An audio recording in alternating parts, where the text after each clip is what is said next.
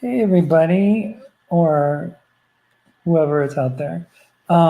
It's me. I just wanted to, I guess, I wanted to thank everybody for the nice well wishes and everything. And I wasn't going to really do anything tonight, but there's been people that have been saying, oh my gosh, Lana, don't leave internet. Please stay here. I mean, please, hang around and let us, find a way to get in touch with you and all that.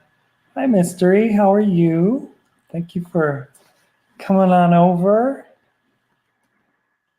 I am so excited to really just open up my channel and just be able to share with you guys what truths I come across and things that I'm dealing with, stuff that I, you know, um, contemplate, and so it's gonna be it's more of a kind of a share time sort of thing. I'm not gonna do anything like an intro or anything. It's just gonna be pretty pretty simple, pretty simple stuff.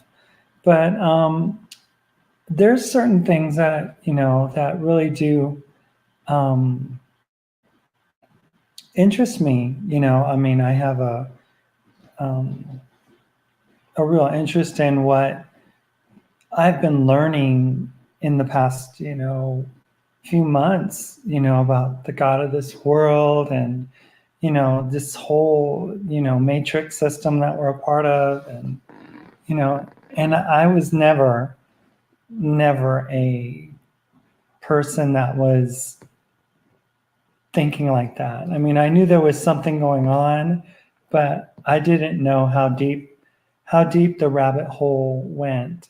But coming to find out now, that there's so much going on. It's good and great to see you too, Mystery. I am so glad that Mark is doing well with his show, and he's got lots of people that are really tuned into the message that he has to share, and he's very passionate about sharing it, and it's beautiful. I think it's great. I always knew that he was capable of doing this by himself if he wanted to. He was gracious to let me host with him and stuff, but he's been doing that show since 2012. Yeah, since 2012, and he's a seasoned pro.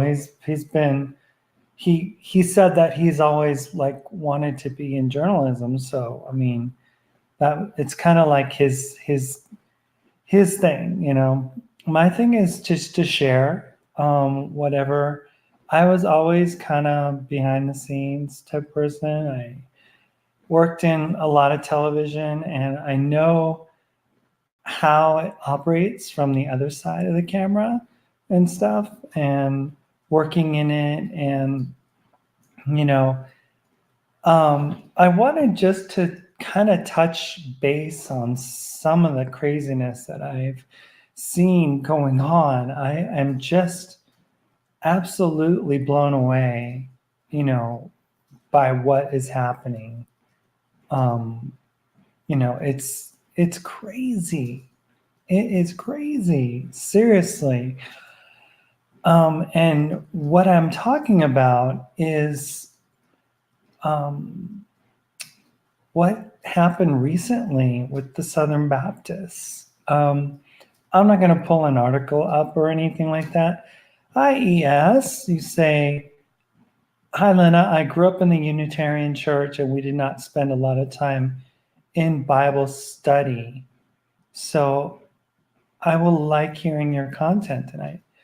Well, you are in for a treat because the content tonight is probably something that you wouldn't have been taught in any church, and there would have been no one, no pastor, no Bible study would ever want to share this information with you.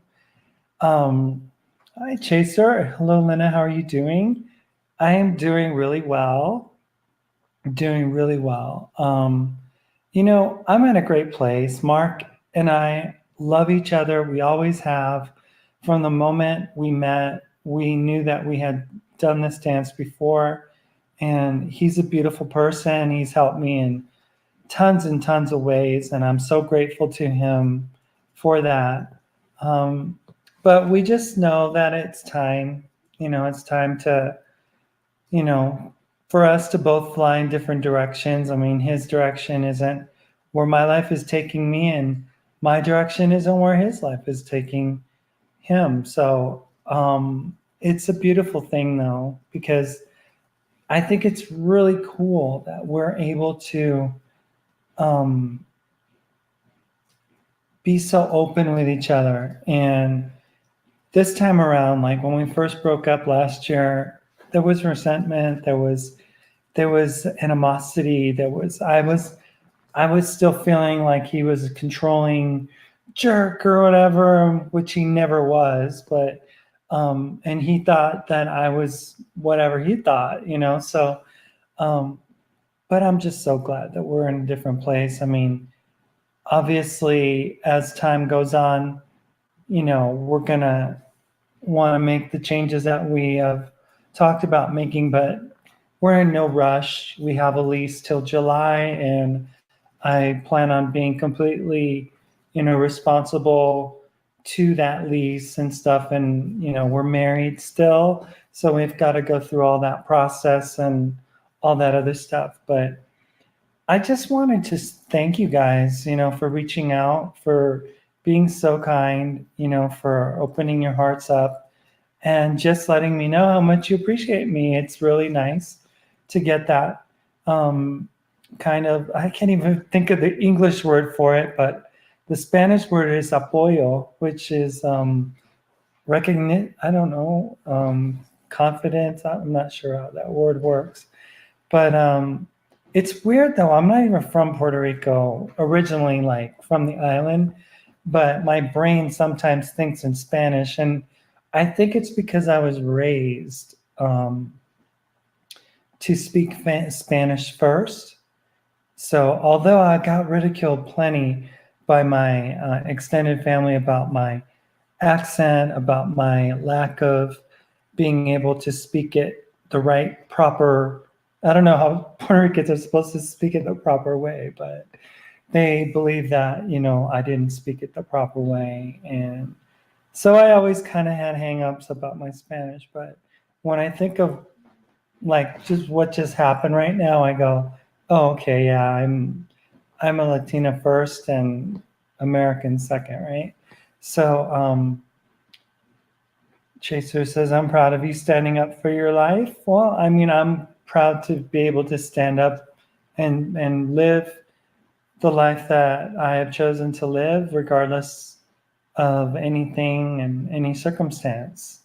But like I said, I have no animosity against anyone. Even my ex, I would still want to hug her and tell her thank you for doing such a great job with our kids. I mean, and with Mark, I mean, I'm speechless. I can't believe how much he has helped me, to navigate through this trying time in my life. I mean, I was really injured, and I don't know if everybody knows my story completely, but I had a broken neck, not in just one place, but in three places. And in my back, I had a fracture and a ping to my spinal cord. And if it weren't for Mark, I don't know what would have happened to me, honestly. So I am grateful, and I stand up for my life, but I am grateful to the people who have helped me along the way. And that would be my ex, that would be Mark, that would be my mom and my dad. I mean, my sister, and so many, and to another extent, you guys, getting the courage and encouragement to do and be, Hi, Patricia. Patricia says, hi, Lena. How nice to see you. I thank you so much for coming over. And wow, I was so touched by your kind words. My gosh, it just really moved me, and I feel for you. I feel for what you've gone through, what you've had to deal with, and for the loneliness that you feel. And I guess one of the biggest reasons that I'm on tonight is because of you, Patricia, because I just feel that you spoke to me, you spoke to my heart, and I felt it. I felt your energy and just how much you want to be able to have that conversation, with a feminine soul. And I appreciate you. I appreciate what you said. And I would read it because it meant that much to me. But um, it was a wonderful, wonderful thing. ES says, parting with someone who you respect is difficult, and it's wonderful that you will both support each other through this with grace. Oh, yeah. I mean, I'm 49, Mark's 54. We've been down the broken roads of life in the past, and we've both experienced tremendous loss, tremendous rejection at times. So we're kind of seasoned vets when it comes to this kind of thing. So, and on top of that, last year we went through how not to break up, 101, and we do not want to repeat that again. We don't want people pitting themselves, me against, them, and them against Mark, and my camp and Mark's camp. And we just have different visions, different ideas. I admit that I'm still dealing with a lot of things that go along with being maybe a person that is of a lower frequency, as some would say. But um, I am grateful to be where I'm at. It's a blessing, to be there and you know, to have these experiences to go through. Be they good, be they bad, be they positive, be they negative. At the end of the day, it all blends together, and it is for, I grew up with Christianity, and there are so many things that have been entrenched into my brain. And you know the song that was sung at my first wedding was, God causes all things to grow through every season. We know, you know that he makes everything work out for good to those who love him. So I I try now to be more positive. I was always more of a glass half empty type of person, and I always dealt with that type of negativity. And I am very much, of the mindset that everything that happens, everything, no matter what it might be, is for the purpose of developing character and growing. I mean, a seed, as we're going to find out tonight, a seed never grows in the light. It grows in the dark. I mean, you put a sunflower seeds, into the ground, and you try to grow sunflower sprouts and stuff.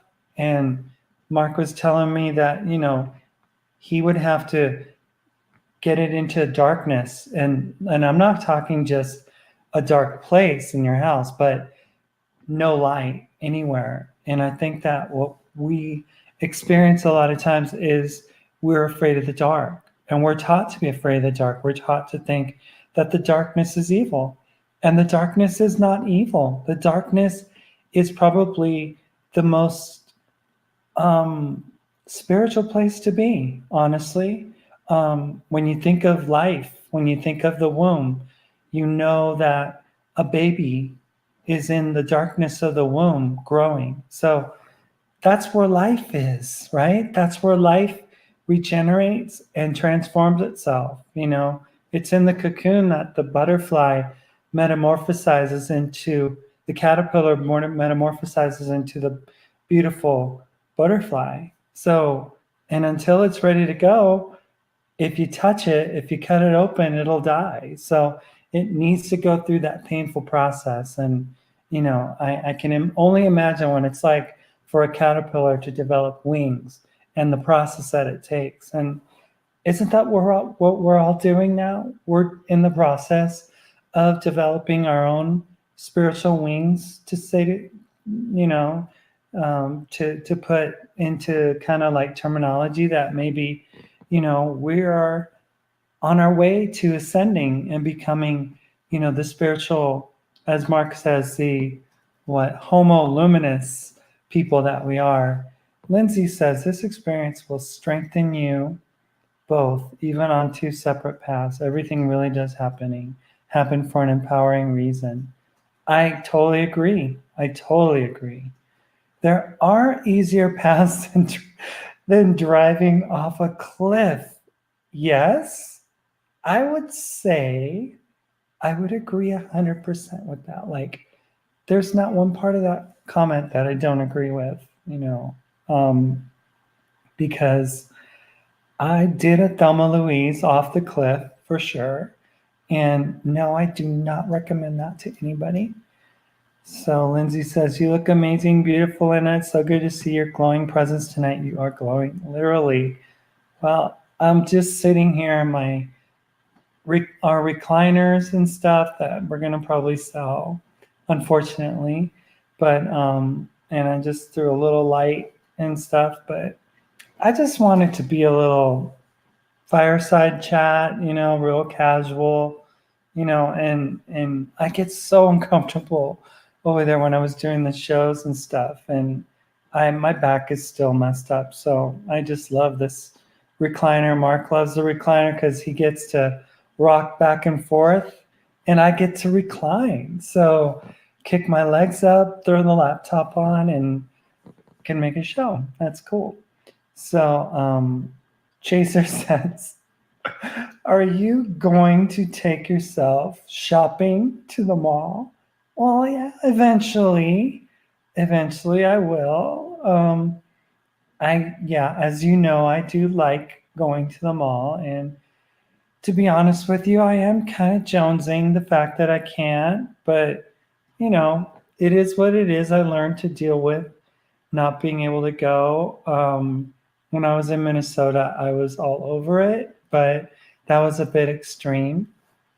And I'm learning to temper, that type of excitement, because I do love the mall. I do love to travel and see new places and things and stuff. I'm an adventurer, so I'm an experiencer before I'm a planner. So, and that's gotten me into trouble a lot of times. And Lindsay says, wow, through the real dark times, we truly find ourselves. Yeah, I would say, again, Psalm 23, yea, though I walk through the valley of the shadow of death, thou art with me. There's the shadow of death is pretty dark, a dark place, and it's in those moments where that there is a divine that loves you, that wants you to really make sure that you are protected and that you are loved, even in the darkness, even in the dark moments. It's okay to be scared, but it's okay to understand that the darkness is not a place of fear, but it's okay to accept the fact that you're scared. You don't have to be, because it's all, like Mark says, this is all an illusion. This is all, our bodies, everything, this whole system is an illusion, right? Okay. Sometimes I've been kind of making my screen a little smaller, so I don't know if I have the things that are popping up when I pop up the comments and stuff. You mentioned in a previous video that black is all colors. So growing in the darkness makes sense. Very true. Yeah, I would agree. Wow, you guys are full of great insight. I mean, yeah, Derek says that darkness is the absorption of all the colors, that all the colors that there are turn into black, right? If you put them all together. So that's beautiful. Is it safe to say that you look nice tonight? Yes, Chaser, it's okay to say that. Um, I don't think it's bad. Lindsay, she absolutely does see that. Is what I was saying. True beauty in and out. Well, thank you, you guys. I appreciate that.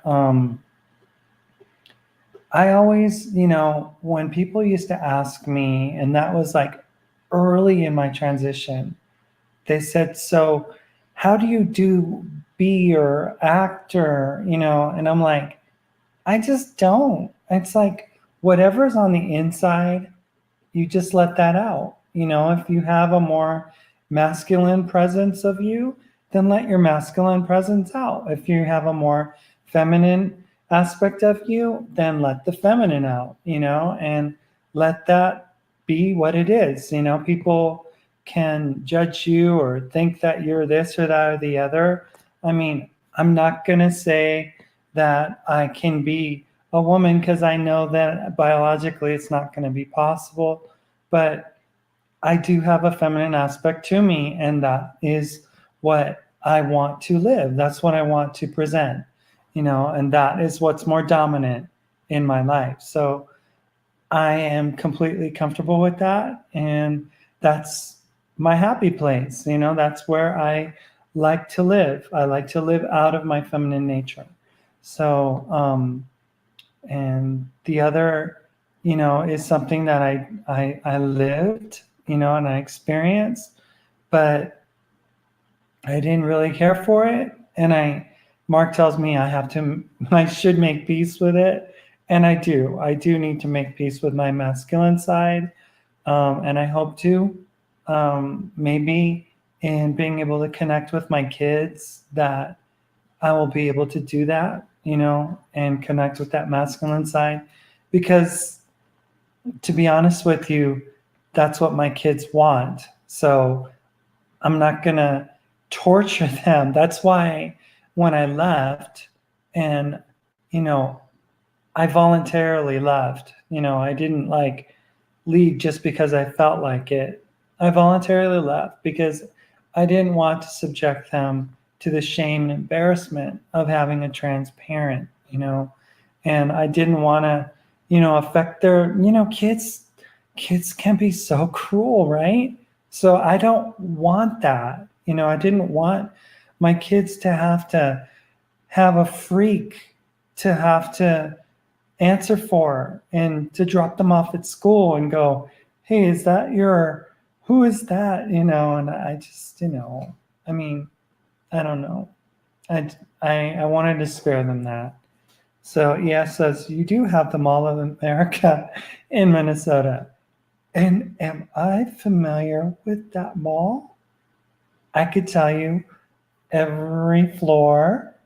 I could spend hours on the ground floor. I could spend hours at Macy's and at Nordstrom's, though. No, I totally understand. And yes, I do have the Mall of America. But I'm thinking of different options. Minnesota is a great state, and I will always have a connection to it. But I don't know. I'm not sure exactly where the universe is going to take me, where Mother Father is going to take me. But I'm looking forward to this journey. I really am. I'm looking forward to experiencing life. I mean, I'm a 5. My numerology chart, when I saw it, I was like, oh, okay. Okay. I'm a 5. And if for those of you who don't know what a 5 is, look it up. They're risk takers, they're adventurers, they're always, trying to, do what they have to do in order to make their lives more exciting. And I'm always a up for an adventure. I'm always up for the open road. No, I'm not back at work. I am still, disabled and not able to work. So I am definitely, um, looking forward to being able to just live. That's what I'm looking forward to, and possibly connecting with my children. One can only hope. One can only hope. I hope that they, watch videos, or I don't know. I hope that something happens, and allows me to reconnect with them, as I did my son back in May, which was awesome, although it was only for 3 hours. Phoenix, I am. Thank you for gracing me with your wisdom and your presence. Thank you so much. You thought of them first, and you can shop for me. I do not like shopping. I get that. I get that. And I understand that you also didn't like girl things, right? I mean, that's totally cool. I mean, that's you, right? And Lindsay says, it's sad that humanity can't seem to understand certain things.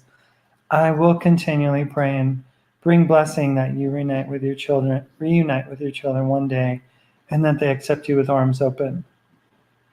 Yeah, and I was talking to ES this afternoon, and she was like, Lena, I don't know if you would be against this at all, but would you just dress down and maybe like wear a hoodie and show up at one of your kids' games or something? Because they're obviously still in the throes of school, and my three youngest are my three boys are still at the house, where my ex lives in Tennessee.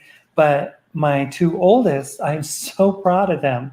They were able to earn some great scholarship and go to a Christian liberal arts school in Chicago. So I am so proud of them, and I totally do. I totally wish that I was able to connect with them, just to let them know how proud I am of them. Because I mean, I was a great dad. I really was. I give myself too much like shame and stuff, but we homeschooled, we took care of the kids, we did it old old school style, and we protected them and did whatever we had to do, and my ex was a wonderful mom and still is. She's an incredible mother, and I still want to be able to tell her, how appreciative I am that she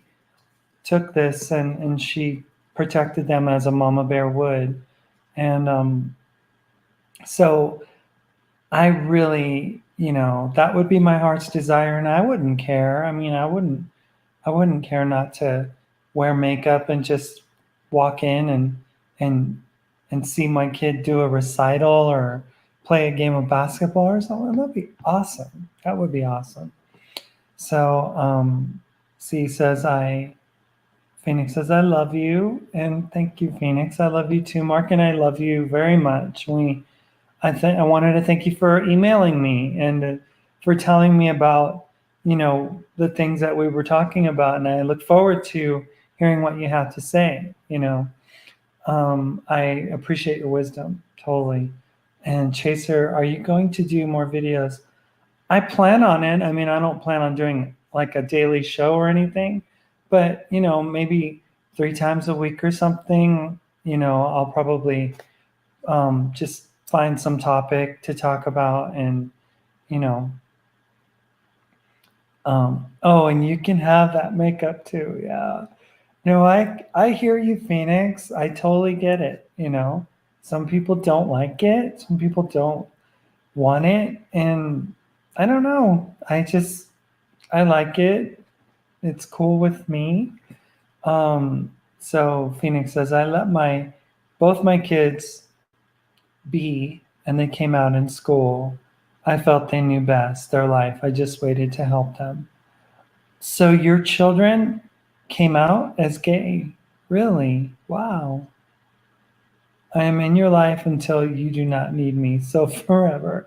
Ha ha ha. Well, since we have met many times in the past, you're just an old friend that I consider as a lifelong buddy. So you're stuck with me too, girl, and I am more than willing to listen to your wisdom because I need wisdom in my life. Mark has been a great source of wisdom for me, and I'm still learning. I'm still trying to figure things out. And oh, wow, Phoenix, one bi and one trans. I did not know that. Did you know that, Mark? Wow. One Phoenix has one child who's bi and one child who's trans. Oh, wow. I did not know that. Yeah, That's amazing. That is amazing. So you have some in-depth insight into this stuff. I get it. That will happen. There is no way that 5 kids with your DNA will not connect with you in the years ahead. They will come around. It's up to them. I felt bad because I was starting to get resentful to Mark, and that's wrong of me. But I knew when we first got married that I felt something spiritually was happening where I was going to lose my kids because I married Mark. Um, I think that it's not just the fact that I'm trans, but the fact that they didn't want anybody other than their mom in their life to be their mom, right? Or for anybody else to be there. And I know there are kids that are going through divorce all the time. They are. And, you know, gosh, you know, they deal with it. But for some reason, when you add the trans issue on top of everything else, of a simple, mommy and daddy don't love each other anymore. Daddy's going to have to move away, and mommy's going to have us visit daddy every so often. And, they're going to have that whole thing going on, that whole dynamic. Well, with a trans person, especially if you're Christian, that goes out the window. There is no communication for the most part, And I just read a message from a person that emailed me or a YouTube comment said that they too were around my age and they had been taking hormones for like 7 years and that they were estranged from their children. And it's common, and if you grew up as a Christian in a Christian home, I mean, this is so anti what I was teaching my children from a young age. So I can only imagine the degree of confusion that set in when I told them that their mommy and I were going to divorce. I mean, I don't think that they wanted to hear that in any way, shape, or form. And then later when they found out why, I can't imagine what they thought, because it was devastating. It was something that was absolutely devastating, and looking back at it, I feel like I was insensitive to them. I just wanted them to know eventually, and I regret, ever going into the house dressed like me in my current presentation as a trans woman and expecting them to want to understand. And I think that that's what happens with people when they first transition. They're so headstrong. They're so like in your face. They're so proactivist that they want everybody to accept them, and that is something that I totally regret. I totally regret traumatizing them like that. But Patricia says, oh wait, let me get back to Phoenix. Phoenix says, Mark too, I won't leave him. Well, Phoenix, Mark appreciates you and loves you. You know that. And he always wants you in the chat with him. That's why I came here to learn more. That's why you came here to this planet, or that's why you came here to my little channel here at Lina's Life. I'm not sure. I have lots of videos though that I did in the throes of my transition, in my confusion, in my heartache, in my struggle, with Mark, with by myself, with other people that were in my life and stuff. And you're welcome to take a gander and look at and see how much of a fool I made of myself over the years and some of the dumb things that I've done. But I guess I've done some interesting things. One of my videos that I'll never forget doing was the June 2014 video about on Father's Day when I entered my family's home for the last time. And I made a very tearful and sad, video that still to this day I would record as as probably the saddest day of my life. Yeah, it would have been the absolutely saddest day of my life. I was torn completely. So Phoenix says, I'm here for you too. Chaser says, I don't wear makeup either. Okay. And Phoenix says, my daughter and I watched Mark on Maury, and it helped us a lot. Wow. So you've known about Mark. That's amazing. And now we are able to communicate with you all these years later. That's so cool. Patricia says, my granddaughter is transgender. She is very male and dominating.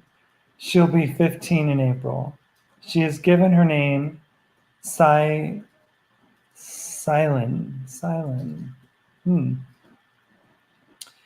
Well, my heart goes out to you, Patricia. A lot of trans women are very much alpha dominant types and stuff, and it's their nature to be that way. I can be that way. I have some of that in me, but I don't usually have that, as my main like personality trait. But I mean, gosh, I was a dad for five kids. I mean, and I wasn't like the quintessential alpha dad or anything like that, because I mean, I'm not going to be ashamed to admit that my ex wore the pants in the family pretty much. I kind of like, went to work and provided and did what I could. And, she basically kind of taught the kids, and I would do like special movie nights with them, or take them off to the side and teach them about history, or take them to a cool place. Or I remember she would go to Bible study on Tuesday mornings or something when we lived in Minnesota. And she would say, when the cat's away, the mice will play.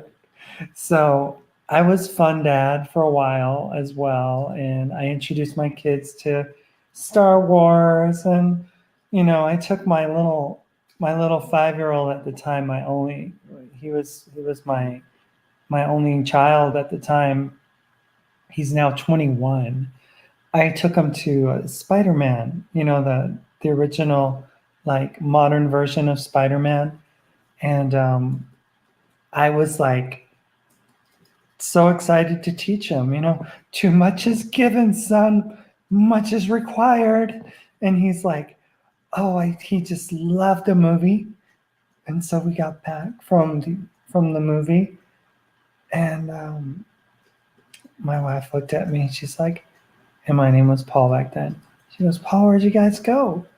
And I said, well, we went to see Spider-Man. She's like, you what? With a 5-year-old? That movie is PG-13. I'm like, I know. He's a smart kid. He's going to figure it out. And, he is a smart kid and he did figure it out. But it might not have been age appropriate. It might not have been. But he sure did love it. And later on, I took my other kids, out, and, I'd love to take them to the water parks and stuff. They loved that for sure. And we used to go hiking. So I've always loved my kids and I miss them terribly. There's never a day that goes by where I don't think of them. I think of them in the morning, think of them when I go to bed. It doesn't matter. So Rick and Delaney Jackson. Hi, hey girl. Hi. Thank you so much for coming over to my channel for a little bit. The only makeup I wear is Harley bike oil, Chaser says. So you have a Harley. I get you. I rode a Harley one time. I used to have a motorcycle license, and I used to work for a Christian television network. We were doing a show with the great Pat Boone, of all people, and they wanted to rent a motorcycle from the Harley store in Nashville, and I was the only one with the license, so I got to go get the Harley, and I felt like such a stud riding it and stuff. And when Harley riders look at each other, they always like acknowledge each other with that, hey, what's going on? That kind of look and stuff. You're part of the Harley club or whatever. So I was not a Harley owner, but for that few like half hour, 45 minutes, I was. So that was cool. My children have problems because my husband and I did not divorce. Patricia, the Bible, the people that believe in the strict teachings of the church, they teach that, even abusive situations that wives are in, that they should remain there and that they should be faithful to their husband. And my word on that is no. If you are in danger, if your children are in danger, I would leave. I would run whenever I got the chance, And if you're in a relationship that is going nowhere fast and it's destructive for you and your children and for the person that is supposed to be your husband, I would say it's okay to go, I mean, people, they stick it out and then they end up hurting the kids in the long run because they know that they don't have a foundation of love that they're able to draw from with regards to their family, So what example are you setting when, you have two people that are basically stuck together because a Bible tells them that they can't divorce, because the Bible says that they're going to go to hell if they do, or that they're going to be in adultery if they end up leaving their spouse? And one of them said, only if the person leaves, then the person that didn't leave is not in sin. And I just think that's all God of this world stuff. And personally, I don't ever want to marry again. I mean, I just think that it's a part of the legal system. It's a part of the control, guilt, and fear and control matrix that we're a part of. And there's more legal mumbo jumbo to it. What does the state have to do with me loving someone? It doesn't. I don't believe in the institution of marriage. I believe that two people, if they love each other, they should just proclaim their love for each other, and that's it. I remember an episode of oh, what was that? What's that show with Patrick? What's his name? Dempsey and Grey's Anatomy. Yeah, those two, Patrick Dempsey and Dr. Gray, they just declared their love one for another, and they didn't get the whole ceremony thing and all that stuff. So I believe in that. I believe that it's okay not to marry and not to be part of that system. ES says, I never wanted to meet my father's next wife who was not my mother. That quote unquote replacement person was not of any interest to me. I was very protective of my mother. So Mark never really stood a chance. No, it's true. The kids, they did not want Mark. I mean, one of the conversations my oldest had with me in earshot of Mark when we were in Fort Lauderdale was ugly. I mean, I saw a side of my son that I never even knew existed. It got to the point where it almost seemed like it was going to go violent. It was, and then, to say that, his sister was having nightmares of Mark. And it's like, we don't realize how much kids just want their parents to be together. And if they're not together, they don't want them together with anyone else. And my hat goes off to those people that can make these things work, and the families the children that can adapt and have a second mom and stuff. I see, like, I think it was, what's his name? Will Smith and his wife, Jada. He had a wife, Will had a wife from another marriage and a child from another marriage, and they seem to make it work. But I think that's more the rarity than it is the exception, more than it is the commonality. I am still struggling to break free, Patricia says. From the church, from the rules, from your marriage. Oh, my heart goes out to you. It's not easy. It isn't, it isn't. But you need to do what's healthy for you, You need to do what gives you that sanity and that completeness back to your life, If you're in a toxic relationship, unless you feel like,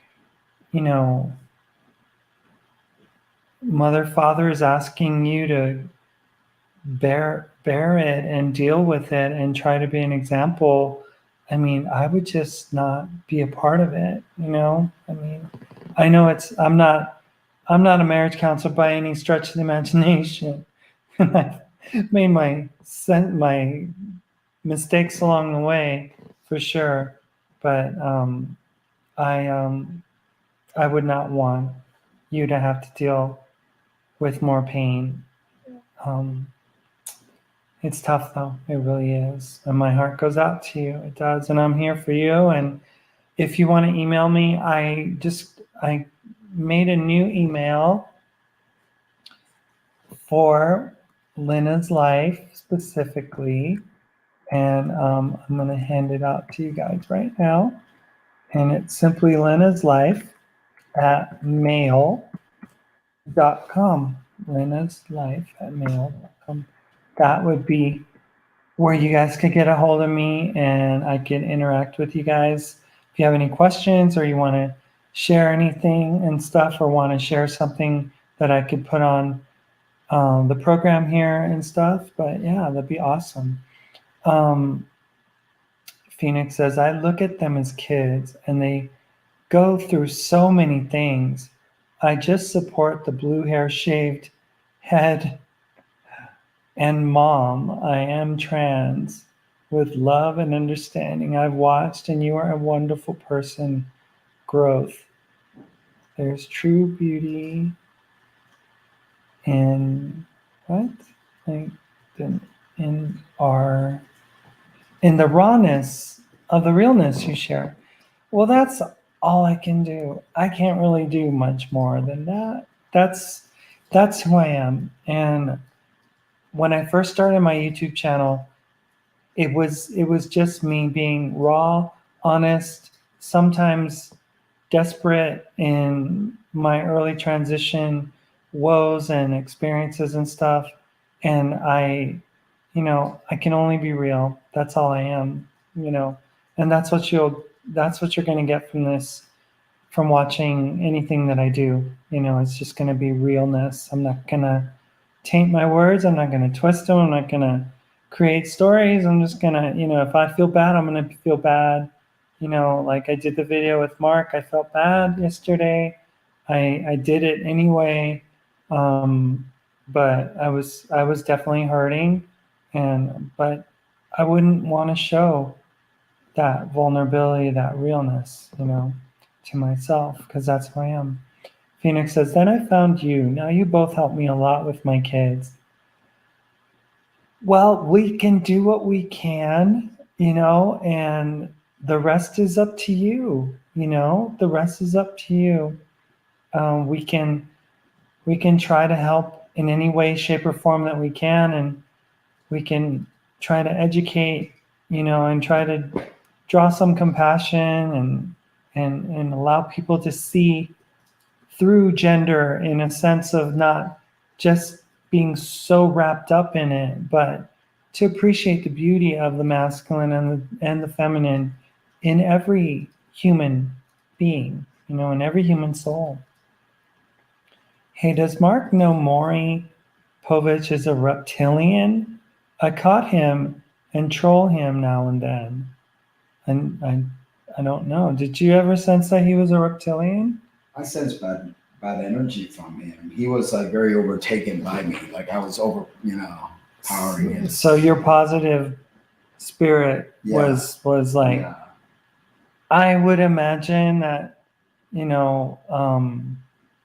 Maury Povich is a person that was been placed there by the Illuminati, and that he had a game plan for his show. And, he's been very successful in what he's done, and a lot of things with regards to, bringing out these issues and stuff like that, especially with the trans issue. I mean, he kind of like made it into a thing, whereas, I didn't allow him to. But Mark didn't give him that platform to turn it into a freak show, which was what, that's all Maury wanted to get out of Mark, was to turn him into a freak show. And Mark kind of silenced him. If you guys watch that video, he really did an awesome job with that. So Phoenix says, they are grown, but I always want to learn. I'm the one who calls a gay boy a girl. I need help so my face doesn't turn red anymore. Knowledge. My son gets sick of me doing this in front of him at school functions. Phoenix, you are a mother, and you are entitled to addressing your children as you choose to address them. You know what you bore. You know what was in your womb. You know that a boy baby is going to feel different than a girl baby. I remember my ex telling me that she just felt, oh, no, this one's a girl. This one's a girl. This one's different. This one's different. And sure enough, Michaela came out, so she was the second one. And, they're all pregnancies are different, but different gender pregnancies are definitely something that most women are gonna be able to call out, and know that it, with my daughter, I remember my ex would say that it felt like there was more heat in her tummy. It was like she felt warmer, like there was something different, that she just felt differently, right? Maybe they sit higher or they kick more. I don't know.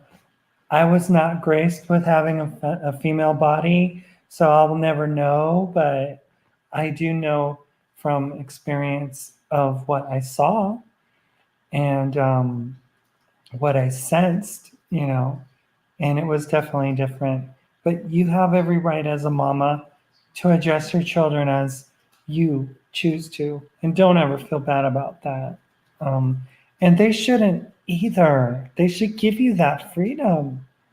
It's wrong, you know? It's just, it is gender, and as trans people, we do make a big deal out of it. But at the end of the day, it is just gender, right? And I'm learning to accept some of that more so than I have in the past, but I'm still growing. And sometimes I don't like what I see, what I have to deal with, but such is life. Hi, Lena. Hi, all. Love you all. Oh, hello, Michelle. Thank you for joining us all here on this little show. He is so pretty. He looks like a girl with clothes. Sorry for this. I'm stupid. Well, it's okay. We are androgynous beings originally, and that feminine masculine mix is sheer beauty. ES sent me some video of Rumor Willis. Rumor, I forget what the name is again, but they were on Dancing with the Stars, and a beautiful, beautiful androgynous soul. Beautiful feminine spirit in a male body, and it is an amazing gift. And I wish that society would just understand that there are feminine natures inside masculine bodies, and that there are masculine natures inside feminine bodies. And it's okay. It's okay. It's not bad. It's not demonic. It's not evil. It's not shameful. It's not regretful. It's not embarrassing. You don't need to change your child's sex organs in order to make them feel more comfortable, or for you to not feel guilty about who they are and stuff like that, or for you to feel that they're not going to go to hell if you allow them to change. It's okay. Just let them be, just let them be. So C says, no way. I'm not sure what he said. Silent is exhausting. His energy is never ending. He's always creating characters. He loves wigs. And I'm sure that Silent is a huge gamer. Probably loves the video games and all those avatars that he can make of himself. And, as a she, as a he, or whatever he chooses, because he's a creative soul and androgynous in nature. And this is his way of dealing with the fact that he's androgynous, but it's like, just because you're androgynous doesn't mean that you are the other sex, because it's never going to be possible. I know, I live it. I chose to transition because I thought it was possible. So I did whatever I thought I needed to do. And C says, Pride Parade in June. If you have a camera, how about a video of art photos? Art photos. I would love to do that. I love creating videos. I love shooting videos, and I have done my share of music videos, my share of corporate, commercial. I love doing wedding videos. That's what's something that was a real passion of mine. I enjoyed that sense of just being in that moment with that sense of love, that connection that two people had with each other, and that story to tell of the love of that day that they're celebrating their love for each other. And although I'm not a big fan of the marriage license and the whole legal thing, I love a good wedding. It's a beautiful thing. It's a beautiful thing to see a beautiful bride walking down the aisle, and then the groom looking at her like, whoa, that magic. And then to be able to capture that on film, on camera, it's just the stuff of magic. Really is. It really is. Or the first dance, or dancing with the dad, the daughter's first dance, or the dance with the father, and all that is just so beautiful to me. And I don't know, it's that sentimental part. Me either. I will not marry again. Did not like it. Nicely said, Lena. Thank you, Phoenix. My husband told me the reason I have no friends because nobody likes me. My grandson, who's 6, said, I like you. He's the sweetest little boy ever. Patricia, you are always welcome here, and you can send me as many emails as you want, and we can chat, literally. And I will give you my phone number. We can chat. You have a friend in me, as the song from Toy Story goes. I am absolutely 100% on your side, and I think that you are a beautiful spirit. And Mark and I both think the world of you. We think you're a wonderful, wonderful human being, and we welcome you on either one of our shows. And you're totally a beautiful spirit, beautiful spirit. And your grandson, he's the wisest one. I mean, kids have a sense, right? Before we get all dumbed down, our pineal gland gets shut, and our little, that little hole that's an antenna for our getting information downloaded into us is covered over. They know, they understand so much more than we give them credit for. It's amazing. And Michelle says, yeah, that's so hard. I dealt with that with my son. Exactly what my point was, Lena. As a child, I do not want another parent figure. It allowed me to keep some relationship with my father. It relieved that pressure on me for sure. Well, I'm so grateful that you had a dad and keeping and being able to keep that relationship. That's one of my greatest regrets, is not being able to be there for especially for my 4-year-old, who's grown up without a dad. And no child should ever grow up without a dad. That is just wrong, and it's really sad.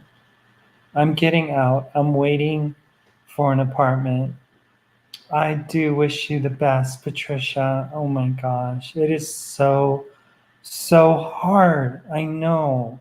But I'm here for you, and we'll pray for you and make sure that, you're safe and that you're able to get your life back. I want you to have your life back. I want you to smile again.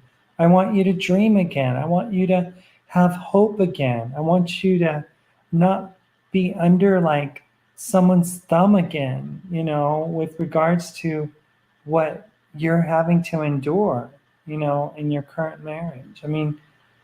There's no reason to suffer like that. You need to take care of you. You need to love you before you can love others, for sure. Michelle says, yes. Cool. Wanted to send my cell phone number to you. Just didn't have an email. Yeah, that's cool. Lena's Life at mail.com. That's awesome. Are you going to be traveling this year? I am. I don't know where.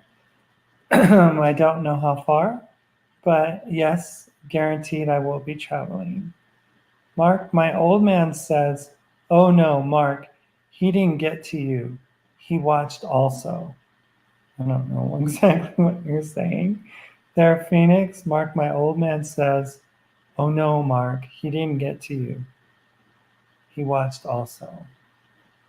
Not quite sure. Yeah, I didn't miss anything. Trust me, you get the kid without all the scares of birthing. Sorry. I don't think there's, what I did see, and I was privy to it 5 times in my life. I did see absolute pain 1 second, followed by absolute joy the next second. It was the craziest thing.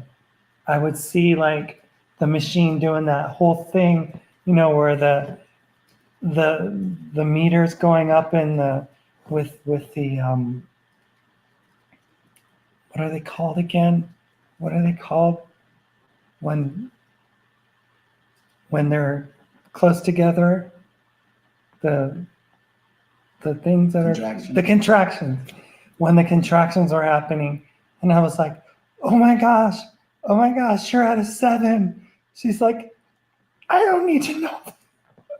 I was like, oh, I thought you wanted to know. No, I don't need to know. And she's like, oh my gosh, this is so painful, so painful. I'm like holding her hand, and she's like, it's so hard, it's so hard. And then, it wasn't like, why did you do this to me? But it was almost to that point. And then the baby comes, and then no sooner the baby's out, she's like, oh, I would do this all over again. I was like, you were just hating it. And then you see this precious bundle of newborn life in this innocent little body.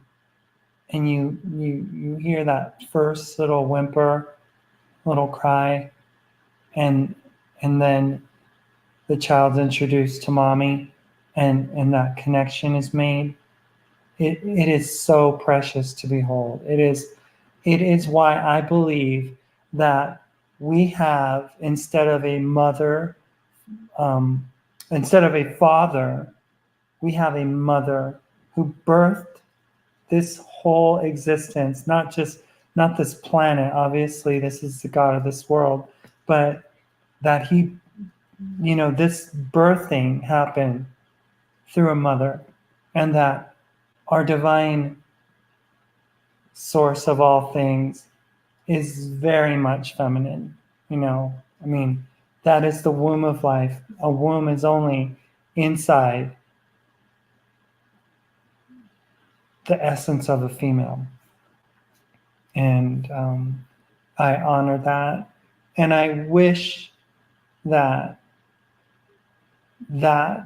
understanding would come through for more people, to not put it down anymore. I'm glad that the Me Too movement has done what it's done, and I'm appreciative of what has been happening with that. But women have been put down for way too long. The divine feminine has been squelched, and it is such an important component to life, to all living, breathing, spiritual, physical. It doesn't matter. In every dimension, the feminine is needed. And I myself have a feminine nature myself, and I absolutely believe that it is essential to life. You are right about that, Patricia. Patricia says to Phoenix, look at Lena, body. You won't want to ruin that. Trust me. Well, yeah, it's estrogen does a number on the female, definitely. And it really does lots. You should see my gay grandson dance. He's got natural talent, just like Fred Astaire. And see, that's the beauty.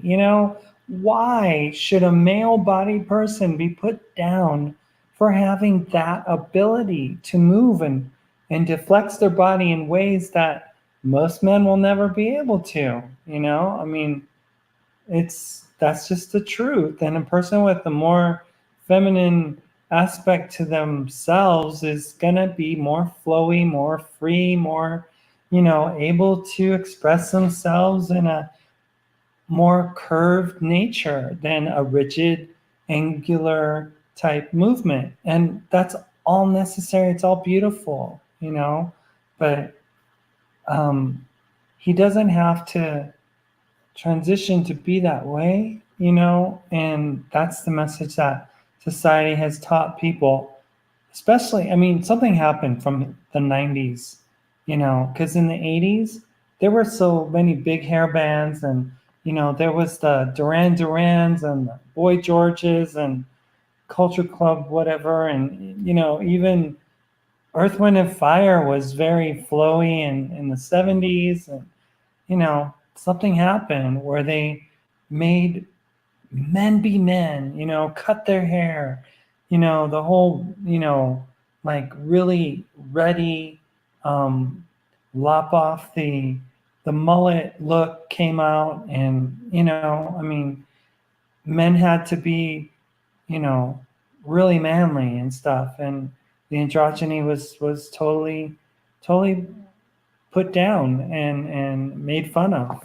And I think that's where trans really started to pick up steam, honestly, because people that were more feminine, men that were more feminine, weren't able to express themselves in a comfortable way like they could in the 80s. Guys were wearing eyeliner back then, and it wasn't like, oh, they're trying to be a tranny, it wasn't like that. So anyway, Patricia, feed the talent, Phoenix says. Man, you like all that girly stuff. What the heck is wrong with me? Ha ha ha. Phoenix says, that would be great. Why don't you take some pictures and show us your talent? I've done a lot of video. I've taken lots of pictures.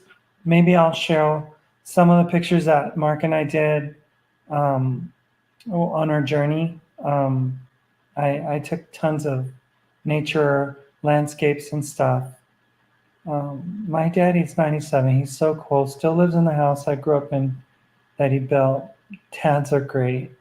They are. They're amazing.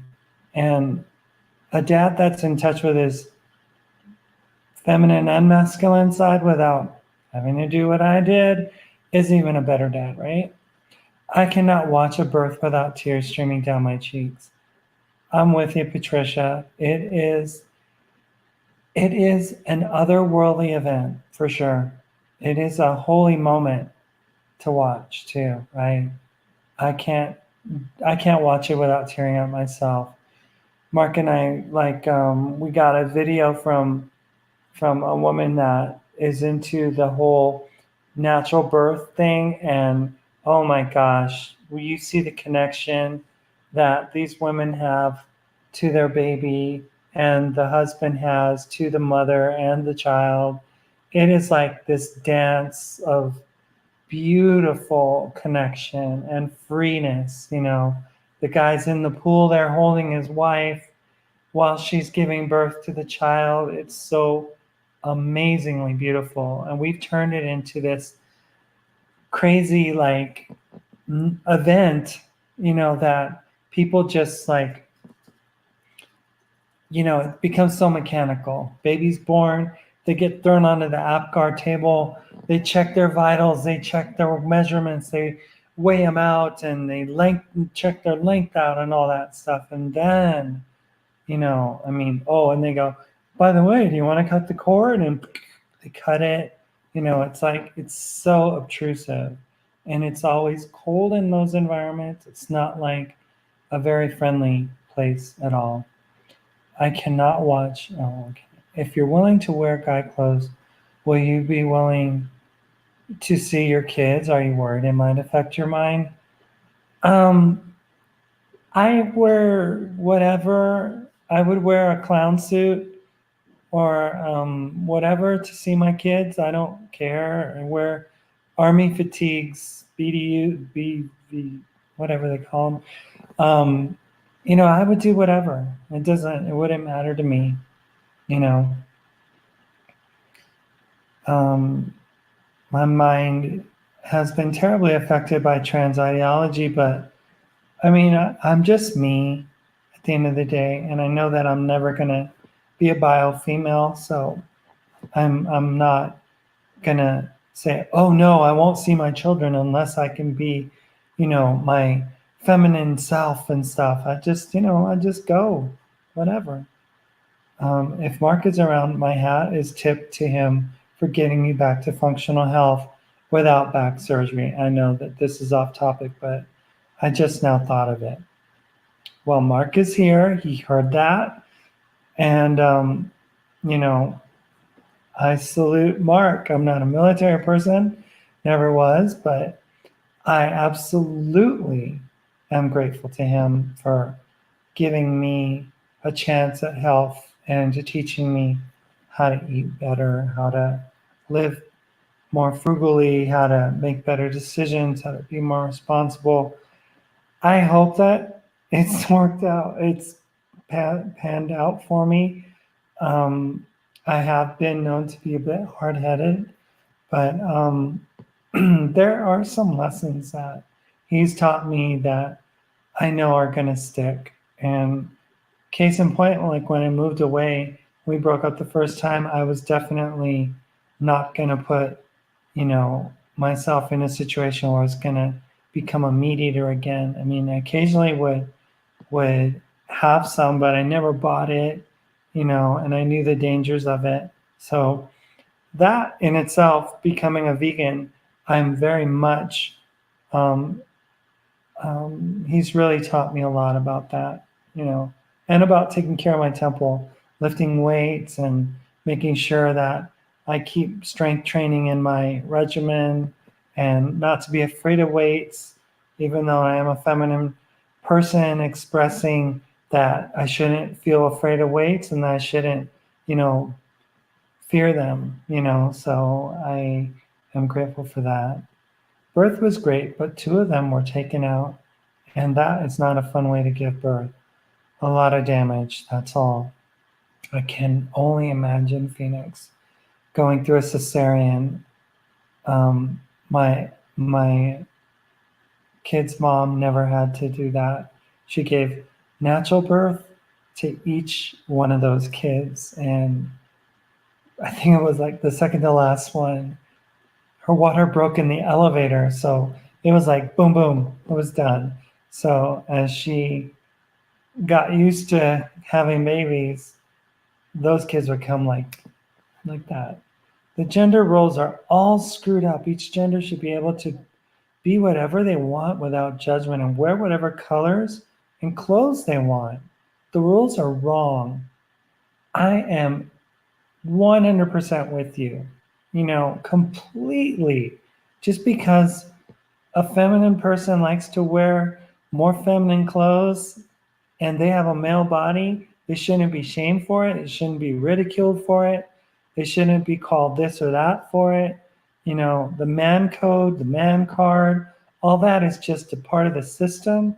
And it's just meant to keep women down and people of feminine nature down and to, shame them and to make them, basically feel like they have to switch teams, or else, right? Because that is wrong. People should be able to wear what they want. I get quoted Deuteronomy 22:5, and I'm just going to go, you know what? That whole men wear women's clothes, women wear men's clothes, that's the God of this world. That's all that is. That's nothing more, nothing less. And if they want to follow the God of this world, who is Satan, that's the God of the Old Testament, plain and simple. Man, no, a dad is a dad no matter what. My old man is the girl side here. Yeah, I mean, feminine natures are in each sex, but sexual reproductive organs are only in one that procreates life. One seeds it, and the other one carries it and births it. And although I would have loved to have been born the other, I didn't get that. maybe in another life I was. Maybe that's why I struggle with what I'm dealing with now. I had, hi, she said it. Thank you so much for coming on over in Australia. Um, you're always welcome here. Um, I will continue to watch your videos until summer house am riding my Harley, it says. Well, I don't blame you one bit, because when you get to enjoy that Harley, you should take advantage of it. I had back surgery in the upper spine. I have a titanium plate, says ES, and 6 screws fusing everything together. C5, C6, and C7. Whoa. I was going to have C1, 3, and 4. I don't know how 2 wouldn't have been fused, but my Atlas, 3 and 4 would have been fused to my neck. And yeah, I'm grateful that that didn't take place. Very grateful. She says, that is why I said what he did is miraculous. And you know what? To this day, I do not know how miraculous that is, because I literally, felt like, things were changing every day with him as he was rehabbing me. And we were just like, we were intimate. And in those intimate moments, I could sense like a electric kind of fusing going on, in my body. It was weird, because every day I was getting better. Every day I was just becoming stronger. And, when I got to the doctor, appointment in March, she's like, so you've been in a brace for like a year now and you're better? And I'm like, no, I'm just healing, and it was beautiful. It was beautiful. So I'm grateful for that. So I'm not going to be able to do this whole article, obviously, but I'll talk about the Baptist thing later. I have some personal interest in that story myself. And there's another incident that I wanted to talk about with regards to a certain pastor in Chicago that I knew as well, who's pretty much kind of like gotten removed from being pastor for some indiscretions that he's been a part of, but that's for another day. So I just wanted to quickly just kind of go through just a little bit of what I was going to talk about. So ES says, it's the muscles that provide the strength to hold up the weight of the head and support the spine. Yep. Well, they told Mark, they told me, ligaments don't heal. Mark's like, yeah, they do. Doctor's like, no, they don't. Yeah, they do. No, they don't. Tit for tat, tit for tat. Mark was like, he was my advocate in the hospital. There was no one there for me. My family left, me high and dry. And, obviously because I'm trans. But it was sink or swim. And with Mark there, I would have sunk. Without him there, I would have sunk. My hands would have been, what he calls, what's that word when you do this? Contracted. And he was like there to say, hey, nurse, you need to go get some Coban for this patient, why aren't you doing your job? He was a drill sergeant. So the part of him that's a drill sergeant in those instances is incredible. The part where he wants to clean, on a Saturday before 8 o'clock, and he wants to make sure that everything's nicely taken care of, is that drill sergeant part that I would rather sleep off, but you take the good with the, well, it's not bad, but you take it for what it's worth. Thank you for letting us freeform off topic. Oh, you're welcome. You're welcome. I'm very easygoing, laid back. So the two types of seed, from the Father, from the Mother, and from God, who is otherwise known as Satan. Reminds me of that SNL spoof that Dana Carvey used to do, the church lady. Who could it have been? Satan? Whatever that she used to do. So anyway, Matthew 13, 24 through 30 says, Jesus taught another parable, put he forth unto them, saying, the kingdom of heaven is like unto a man which sowed good seed in his field. But while men slept, his enemy came and sowed tares among the wheat and went his way. But when the blade was sprung up and brought forth fruit, then appeared the tares also. So the servants of the householder came and said unto him, Sir, didst not thou sow good seed in thy field? I just love the King James. Not. From whence then hath it tares? He said unto them, an enemy has done this. So I'm going to get off of King James as much as I can. The servant said to him, will you then that we go and gather them up? But he said, no, lest while you gather them up, the tares, you're going to also root up the wheat with them. So let them both grow together until the harvest. And in the time of the harvest, I will say to the reapers, gather you together first the tares, and bind them in bundles to burn them, but gather the wheat into my barn. We have just witnessed another very major and important key to decode the mysteries that are locked in the Bible. And it's a code that was established because Jesus taught by parables, so that those who had an ear, and it wasn't an ear like this, but an ear, a spiritual one, to hear. It was like a code. It was like a programming, that people know, like a language that people are speaking, that others won't know, but it's kind of like an enigma. Christ is the seed, or the firstborn among many, and that's not Christ the man, but Christ the office, the place that we have as divine beings.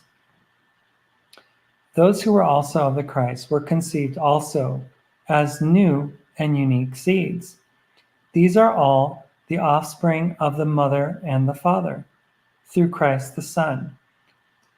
And again, we're not talking about the physical Jesus. I mean, I know that it's hard for people to get their heads around the fact that Christ is in you, Christ is in me, Christ is within us all, okay? We are all the body of Christ, and we all make up that divine essence, which is the Christ, right? As children of God. Children not of God, children of the mother, father. You're going to soon learn that God isn't who you thought he was. And as the father and the mother, father, by virtue of having a son, they also the Christ became in type like the mother, father, by also having children, which only women do, right? Or producing new seeds, which men do. Men produce seeds, women produce children. That's kind of like how it works, right? So the new seeds of Christ are also likened unto Christ, or fashioned after him. Thus they carry the DNA gene of Christ within them. But notice the seeds all fell asleep during this process, as was written, but while the good seed slept, which means died. That's kind of like what that means when Jesus says, oh no, she's not dead. She's just what? Sleeping. That's what the daughter, Jairus's daughter, in the story of bringing the little girl back to life, what Jesus said. Or he said, Lazarus isn't dead, he's sleeping, right? So, but while men, the good seed slept, died. These are those that were fashioned after the Christ, his newly planted seeds. His enemy came and sowed tares, a foreign seed, not of the mother father, okay, among the wheat, the true seed. So we are, those of us who are of the mother father, we are of the true seed. We are the wheat. And there are those that have been planted by Satan, or the God of this world, to be tares, and they look identical. So there are people literally walking the planet who are seeds of Satan and seeds of the mother father. A brand new mystery was given within this new parable. And although, like the last one, this one reveals a brand new characteristics of the code and the key. As prior, it is referred to the seeds as the word being spread among many. Yet, according to this new parable, it is revealing an enemy coming and planting a divergent seed right next to the newly planted virtuous seeds that were in the process of death, sleeping. Because every seed has to die in order to live. That's just how it works. You plant any kind of seed into the ground, it first has to die and then it comes back, right? So this is when the enemy planted a substitute seed. These diverse seeds were called tares. A tare is a problematic weed. They are in type like a virus. They can choke and kill the other plants and stop them from producing or growing. That was something that Mark and I noticed in our garden earlier last year. At the end of the year, our tomatoes were being, infested with this morning glory flower thing and stuff, and it was just like threading itself all around the plant. And that's what weeds do. They might look beautiful, but they are there to take the life out of the other plants, right? So they can choke and kill the other plants and stop them from producing or growing. Weeds unchecked will take over the entire garden, where the actual plants will be covered, hidden, and even destroyed. When the good seeds of the original seed bearers were planted, some nefarious entity called the adversary, i.e., Enki, Lucifer, the god of this world. He goes by many, many names.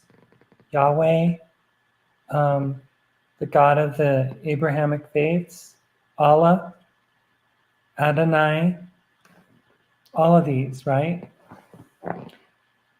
They came along and planted several different seeds among the children. And the sower of the original seeds, which was Christ, whom came from the mother father, was asked, "What shall we do? Should we remove these tares?" And the sower said, "No, don't remove the tares. Let them grow together until they're ready to bring forth fruit to the harvest." He said, "If the tares are removed before the time of the harvest, then some of the wheat might be removed also." So how many of you have planted a garden and weeds began to grow, but they were so young, you inadvertently removed some of the real plant in trying to remove the weeds? Happens all the time. This was the warning. In trying to take hold of the tares before the time of the harvest, the wheat or the good plant might be accidentally removed in the process of removing the tares, and this could result in a serious repercussion. What this is referring to is that in the early stages, one cannot tell the difference between the two plants. It's not until the harvest that you can clearly recognize the alteration that another seed was planted among the original ones. So when the plant starts taking shape, and the harvest is near, then you will realize that a different plant is growing up among the original plants. And then they can easily be removed during the harvest. This is vastly important for you to properly understand this mystery. The fact is that some weeds are usually easily detected as different from a plant. So why is it that the tares can't be removed prior? Well, the mystery of the parable being revealed in this instance is that the two seeds, although vastly different in origin and DNA nature, obviously appeared identical. One could not tell the difference. And that's the mystery of the parable. The parable of the wheat and the tares is twofold, and it will become the truth bearer for here on out. Everything will be exposed by the complete understanding of this mystery. When the mother father brought forth this new seed, it was planted into this earth. So understand, into this earth of this three-dimensional realm within the human body. It was to allow the seed to go through the process of death and then become alive again, as to bring forth fruits, as was the very same nature of Christ the firstborn. During this time, the enemy, Satan, Lucifer, Enki, Allah, Yahweh, whatever you want to call him, the adversary, the devil, came along and planted their seed, a foreign seed, one that does not belong to the true sowers of the seeds. Yet it was seemingly identical in appearance as it began to grow together with the original seed. So the importance of this parable cannot be underestimated. It is imperative that everyone understand the process of the sowing of seeds and the harvest is all based in cycles. There is a planting season and there is a reaping of the fruits during the season, the harvest time. At the time of the spiritual harvest, the weeds they're gathered together, bound, and destroyed. And the wheat, or the first fruits, are gathered into the barn for safety. Any plant that's not cultivated, that doesn't bring forth fruit, is toiled back under the earth into the ground, and the earth is burned with a consuming fire to purify the land or water for another planting season, as the land becomes ready for yet another cycle of rebirth. So I want you to understand something in the beginning, there are many seeds of the same plant. Each of us represent a unique and individualized plant. Just like each child of a parent is unique, we all have our own personalities, our own qualities, our own potential. Every good seed is unique via its own DNA, and all seeds supplied by the true sowers have their own personality, their own character, representing the multifaceted uniqueness of our divine ancestry, because we are divine beings of light. These qualities are in our divine pedigree.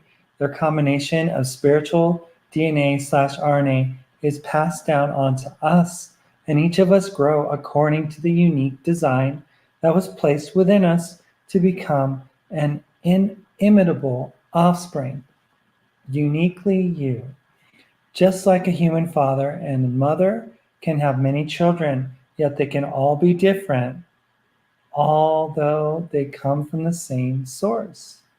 Our spiritual father and our spiritual mother have within themselves the vast characteristics of distinctiveness, and they pass that down to their only son, who then, by virtue of being the firstborn, passed those same traits onto all the seeds within him as they developed.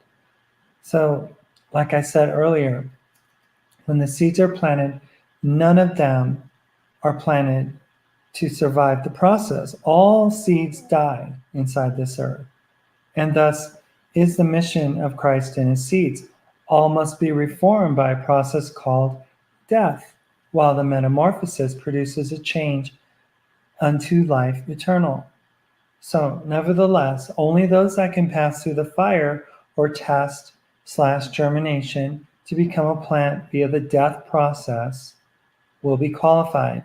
And then that plant is nurtured to bear fruit. And therefore, we hear the words, many are called, but few are chosen. This is not an ultimatum, though, or a one time deal.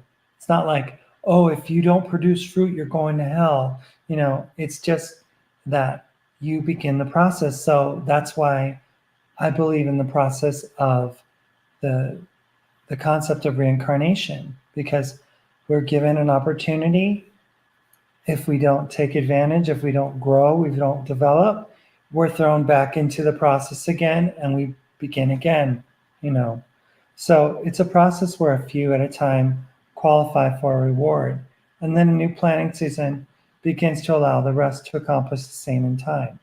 Just like earlier,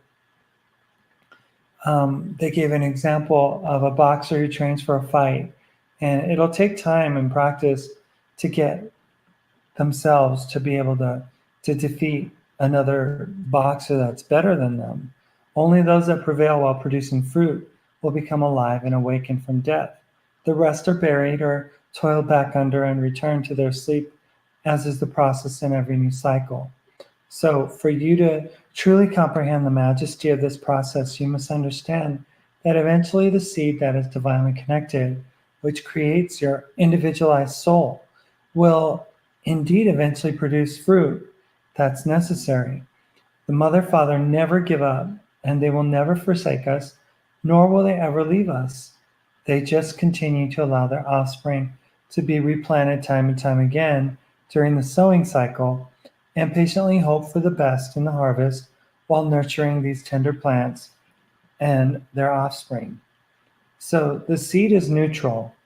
The seed is from the beginning is without any formed character, so they're planted again and again until the fruit is born to establish their personalized finished project. So therefore, it states that is in Adam, all die, meaning all seeds die. None of them survive the process. And that's what we are. We are all seeds.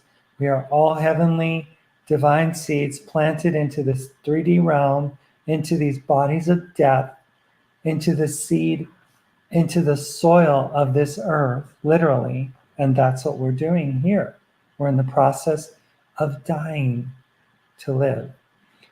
As the Adam was born unto death in this earth, he shall always return unto death in the earth. So the Bible says, from dust you came, from dust you will return. That's where that comes from. However, as in Christ all shall be made alive. And so also with Christ, each seed must also follow the same process of death, being brought unto life. So each soul in their own order of development. So just what is death?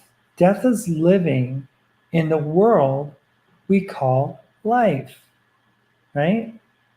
That's a concept that we think that we're living in a world we call life. That's what death actually is. And life is the place we call death, including the afterlife. When we die via the process of coming here, we then gain the opportunity to enter back into life. So everything in this existence is inverse to what is truly happening. Like even if you take a picture, you're always gonna, like with a camera phone, it's always going to give you that mirrored effect unless we have like some editing feature in your phone. If we do not have or have not produced the fruits, then we're sent back to death to undergo the process all over again. Thus we establish what grace is. A, unmerited divine assistance given to humans for their regeneration or sanctification. It's a virtue somewhat akin to patience received from a mother and a father to assure our development. So, as in Adam all die, as in Christ all will be made alive, but each in their own order or based upon their own development. So there's no judgment, there's no guilt, there's no shame, if people are at a different place in life, and they're not going to come to a full awareness, well, then they're going to come to a full awareness at another time, in another existence, because we are eternal beings and our essence carries on and it never goes away. We're never really born. We never really die. It's just like this illusory thought that we have here in this 3D realm. So Adam was of corruption. So that means that he was of this earth. He was of death.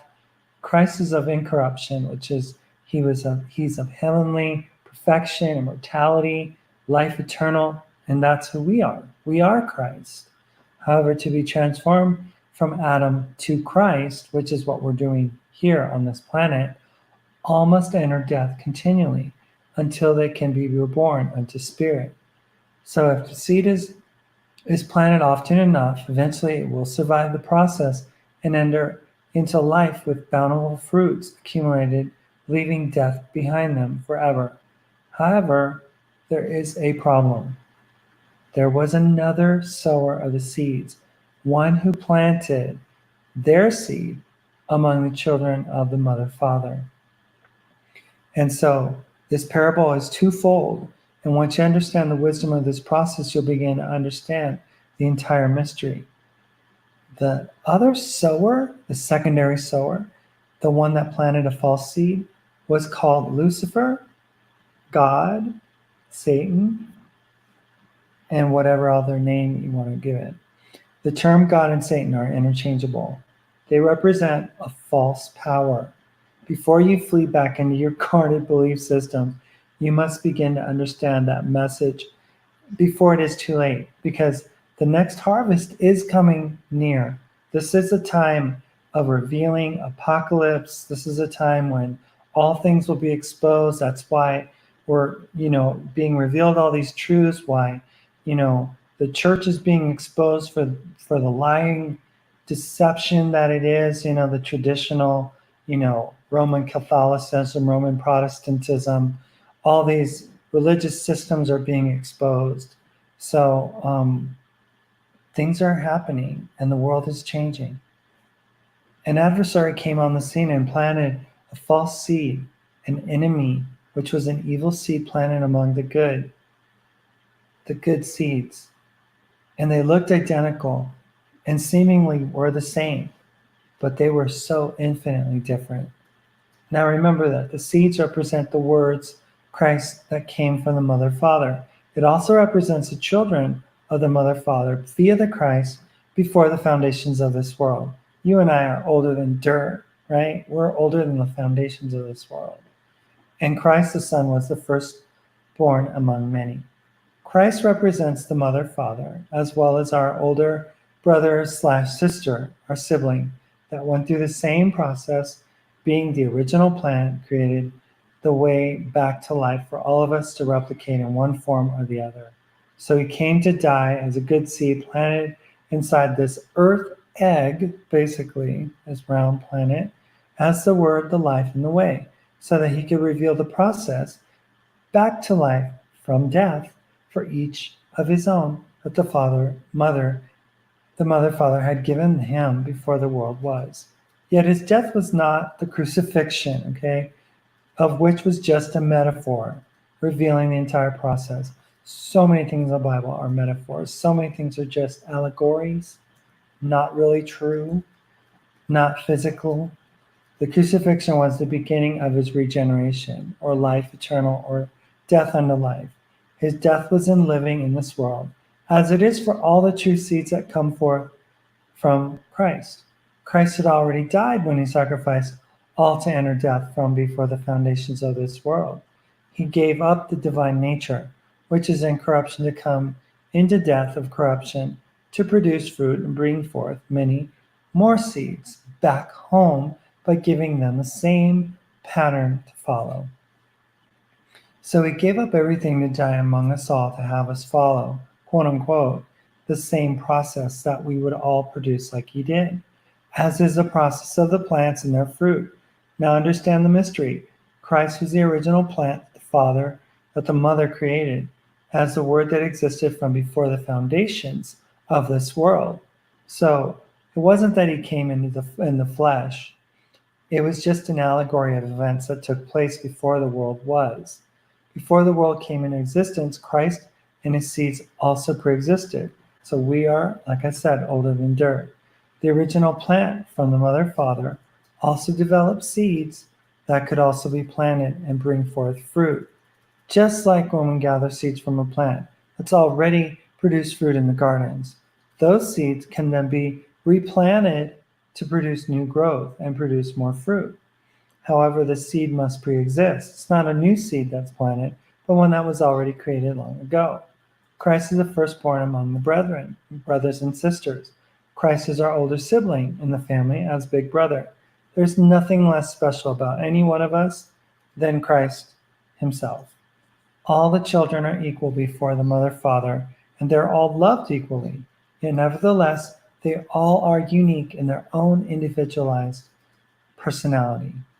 So it reveals that we are all family and that we are all provided a place in this kingdom to sit at the table of the mother father for each of us.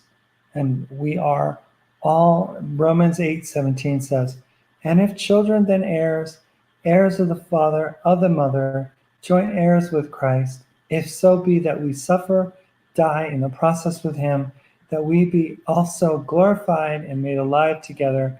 Therefore it states, as speaking of heirs in this family kingdom. So we are all heirs of the mother father. And that reminds me of something that happened to me when I was on a missions trip. I actually was asked to speak. Everyone on our missions team was asked to speak. And I chose Romans 8:17. And it's funny that that's the verse that I think I'm going to end on with tonight. But it was that whole concept of if we're heirs of the mother, father, joint heirs with Christ, that we suffer and die in the process with him so that we may be glorified and we may be made alive. It just, to me now, it makes more sense than it did back then, because I thought that it was like, this eternal salvation from sin, from hell, from, that we were going to be reigning with the physical Jesus and with the physical God. And it has nothing to do with that. It's all about the process. It's all about being heirs, being the seed of the divine. We are all seeds of the divine. And seeds of the divine mean that, we are all part of that big, massive oak tree that is the mother father. We are all branches. We are all remnants of that, and we have all been grafted from that massive divine entity, that beautiful divine source of all eternal life, and that's a beautiful thing, because, we are a part of who God is, and that's my old training. I can't say the word God because I think of now the God of this world. We are all part of the mother father, and it's a beautiful thing. So I just wanted to kind of leave you guys with that. I'll read a few more comments, but been on for now 2 hours. So Jewish rabbis claim as the end of this age nears, the feminine nature in all people is becoming dominant nature in all people, which will cause wars to cease. That is very interesting, actually, because we don't need war. I mean, and I'm not going to say that the Jewish rabbis have the truth. They're going to be given a little piece of the truth so that people can then grab onto that. But, the truth is that we are in such need of divine feminine in this planet, not to be overrun by the divine nature of the divine feminine, although the divine masculine or the malevolent masculine has been given a lot of opportunity to really wreak havoc. And it's time for the divine masculine to combine with the divine feminine and to give the divine feminine its beautiful place of of divine position, in that whole scheme of things, and to be given its rightful glory, you know, and for that to just Mark had a really beautiful article about the divine masculine, divine feminine, the dance that is this intertwining, beautiful, like the man gives up his seed and plants it in the woman, and the woman nurtures the seed, and the man loves the woman, and there's this mutual respect and love, and it's beautiful. And I wanted to look at that article again, but it said it all right there. So ES says the false god or the false prophet, the clones and false god figures. I call him El Shaitan. Yeah, whatever you want to call him. Allah, Yahweh, the Lord God, the Lord, the one who said I am that I am, and his sons Satyans. It is in the word, the older word. Interesting. Thank you for not burying us in text from the Old Testament. You're very welcome. I despise the whole King James thing. I don't know why people think it's like the greatest thing to say thee, thou, thy, thine, thither, hither, all that stuff, But I do appreciate you guys listening, and I hope to be able to continue this. I'll probably make it into another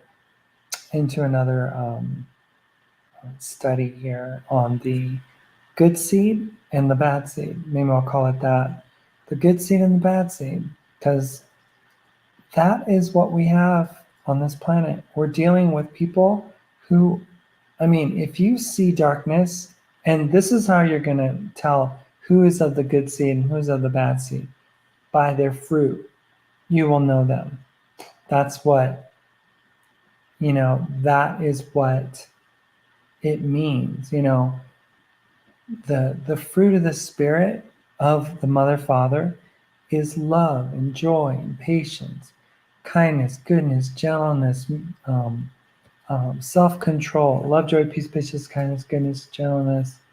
I'm missing one of them, but that is the seed of the divine Mother Father. And if that's the seed that is being sowed in your life, then you know where you're at. People that don't want to know, that don't care about being kind and loving and gracious and patient, and they aren't interested in having any self-control in their life, they're probably not of the seed of the Mother Father, and they're probably the tares that they're talking about. And it's not judgment in the sense of like, oh, they're going to hell, because tares only go back into the ground, and they get to plant themselves again and grow, right, in another life or whatever. So there's no judgment. Everybody has their own path. Everybody has their own journey to walk. And if you are not resonating with the messages and stuff like that, it's okay. It's not, there's no judgment. But for those who have an ear to hear it, those who really want to understand it, this is something that I really wanted to be able to communicate, is that the good seed and the bad seed, is not like, oh, they're going to hell, they're going to heaven. It's more of like, oh, they're probably destined to have to go through this again, to be refined, because we are all, of the Mother Father. We are all one.